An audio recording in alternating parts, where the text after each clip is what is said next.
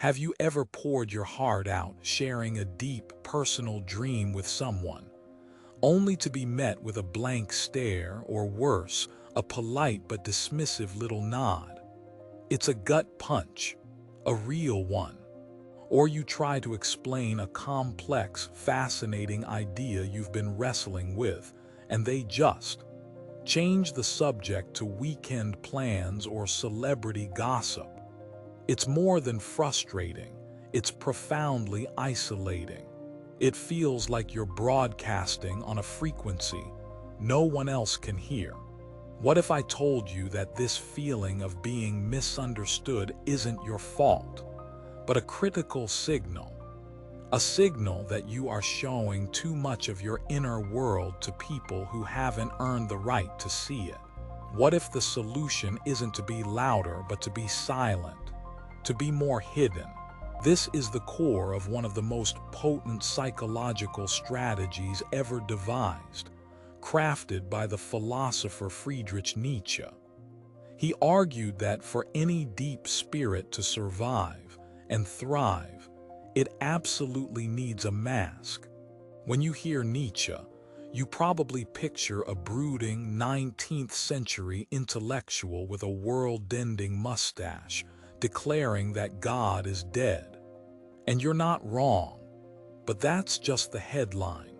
The real story is so much more practical and so much more dangerous. Nietzsche was less a philosopher of dusty books and more a ruthless psychologist of the soul. He performed an autopsy on human nature, on our motivations, our resentments, and our relentless will to power. He saw the world for what it is, a chaotic, beautiful, and often brutal stage. And on this stage, he declared that radical transparency is for fools. Unfiltered honesty is a strategic blunder. Your true self, your deepest thoughts, your most audacious ambitions, these are not common currency to be spent freely. They are your crown jewels. And what do you do with jewels? You don't leave them scattered on the sidewalk for anyone to see, judge, and trample on, do you? No, you keep them in a vault. The mask is that vault. It isn't about being fake. It's about protecting what is priceless. So, why is deliberately hiding your intentions and your true depth a sign of immense strength and not weakness? Nietzsche gives us 3 powerful reasons that will fundamentally change the way you move through the world. Reason number 1. The mask is a shield to protect your most precious, non-renewable resource, your mental and creative energy. Just stop and think for a second about how many people demand a piece of you every single day. You have colleagues who thrive on drama, relatives who offer unsolicited critiques of your life, and an entire internet of strangers eager to tear you down for a single misplaced word. Nietzsche would see these as psychic vampires, and your depth is their favorite meal. When you excitedly reveal your grand ambition, to start a business, to write a book, to change your life, what's the most common reaction? It's not support. It's a wave of projected fear. Oh, that's incredibly risky. Are you sure you're ready for that? 9 out of 10 fail, you know. They aren't protecting you. They are protecting their own comfortable worldview, which your ambition threatens. By casting doubt on you, they justify their own inaction. It's a subtle act of sabotage, draining your momentum before you even begin. It's the same with ideas. Share a nuanced, complex thought and watch people desperately try to cram it into a simple, pre-approved box. Oh, so you're a liberal. Oh, so you're a capitalist. They don't want to understand. They want to categorize and dismiss. It's a mental shortcut for the intellectually lazy. Nietzsche knew this agonizing dance all too well. We crave connection, so we naively overshare. And then we pay the price. We get bogged down in endless, soul-crushing arguments, justifying our very existence to people who were never interested in understanding us in the first place. This is a catastrophic waste of your vital life force.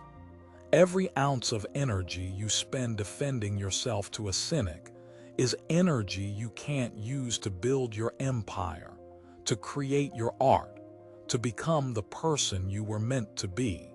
The mask is the ultimate energy conservation tool.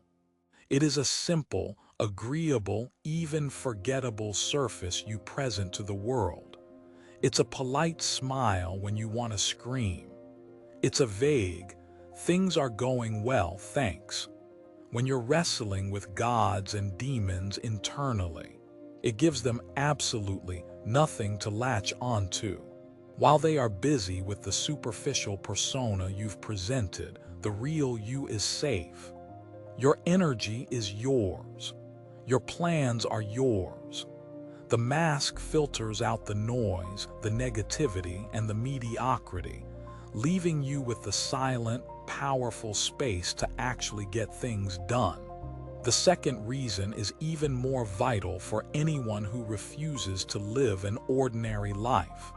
The mask is your essential camouflage for navigating the inescapable dangers of the herd.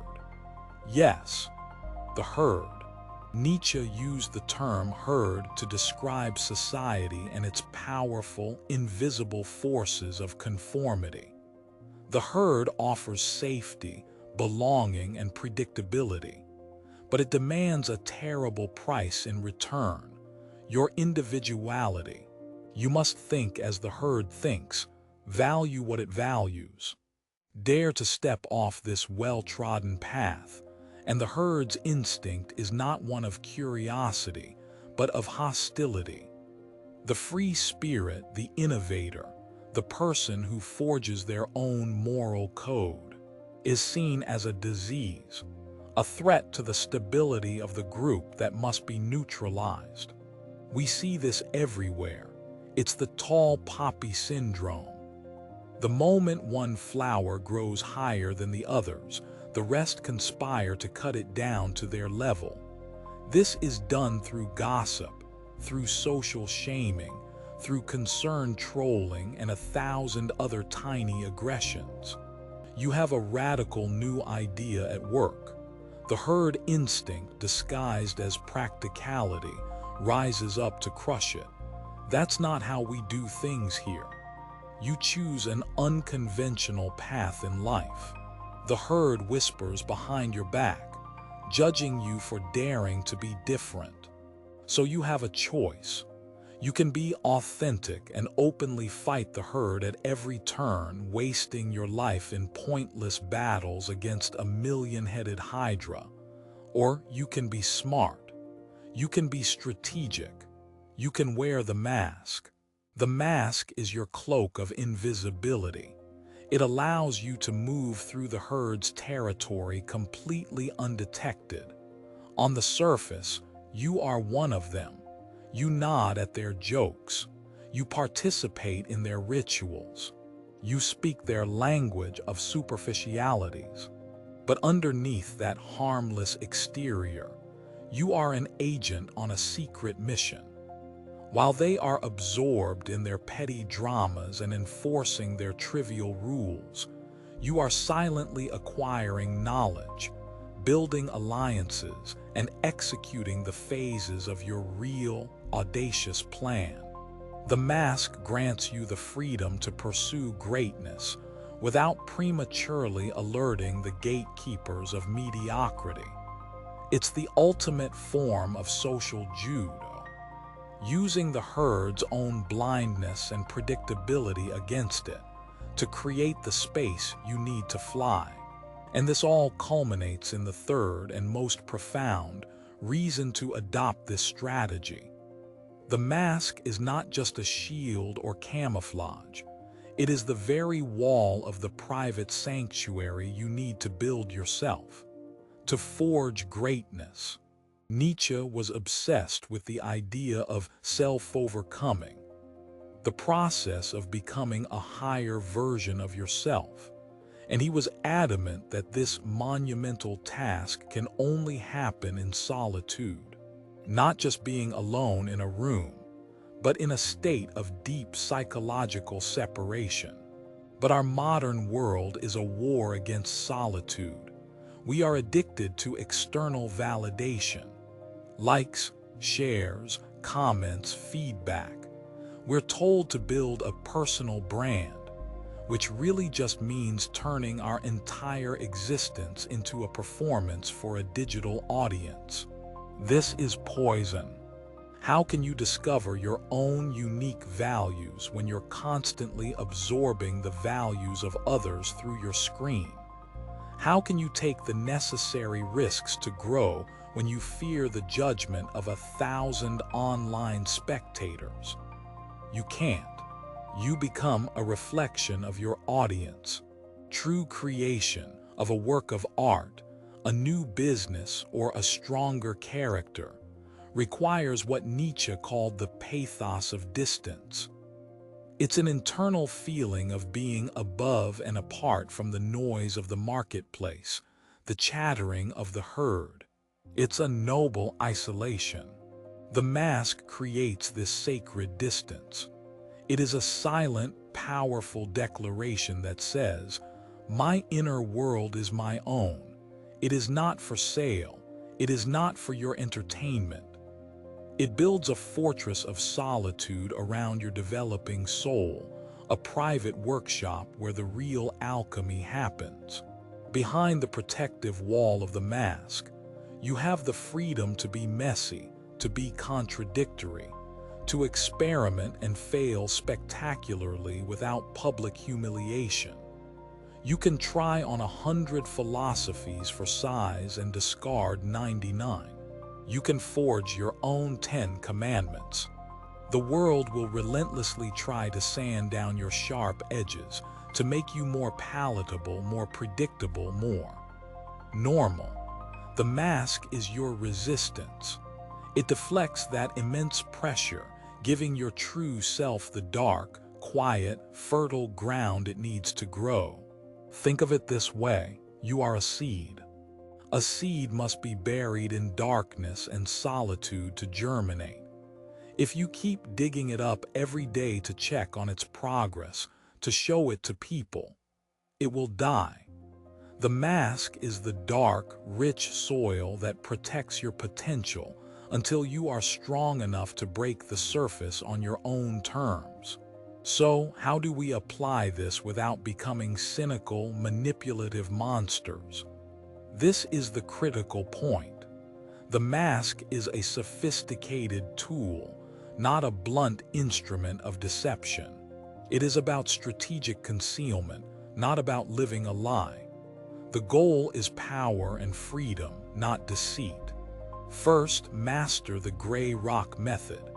When you're dealing with energy vampires, gossips, or people who just want to provoke you, become as dull and unresponsive as a gray rock. Give one-word answers. Show no emotion. Offer no interesting information. Their ego needs a reaction. Deny them that, and they will drift away to find an easier target. Second, embrace strategic ambiguity. People will always ask about your plans, your goals, your life. Instead of a detailed blueprint, give them a humble, vague, and slightly boring summary. Oh, just working on a few projects. Taking things one day at a time. Let them underestimate you. Their low expectations are your superpower. It is the freedom to build your rocket ship in the garage without anyone looking over your shoulder. Third, recognize that you are not one person.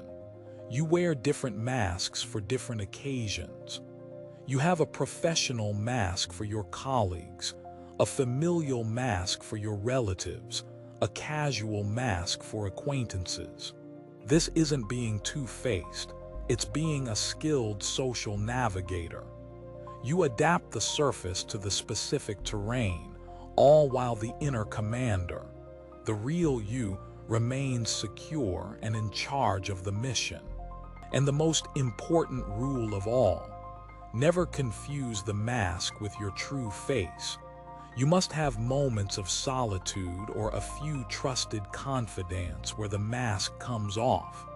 The mask is your servant. You are not its slave.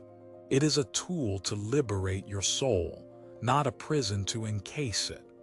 The moment you forget who you are behind it, you have lost the game entirely. So there you have it. Nietzsche's revolutionary strategy, rescued from the dusty shelves of philosophy and turned into a modern weapon for psychological survival. The mask is not a cowardly retreat from the world. It is the ultimate power move of a deep spirit forced to navigate a shallow age. It is your shield. It's your camouflage. And it's the wall of your inner citadel, the sacred space where you can forge yourself into who you were truly meant to be. It is the profound understanding that what is most precious should also be what is most carefully hidden from the careless eyes and hands of the world. Let the world think it knows you. Let them gossip about the mask, the persona, the shadow you cast. It doesn't matter, because the real you, the one that is growing, building, and becoming something powerful, is safe, is free, and is completely, utterly, and beautifully yours. So the next time you pour your heart out and are met with that soul-crushing blank stare, don't get angry, get strategic. Ask yourself, was that a jewel you just cast before swine? And consider this. What if the greatest secret to your power lies in being deliberately, profoundly, and strategically unknown?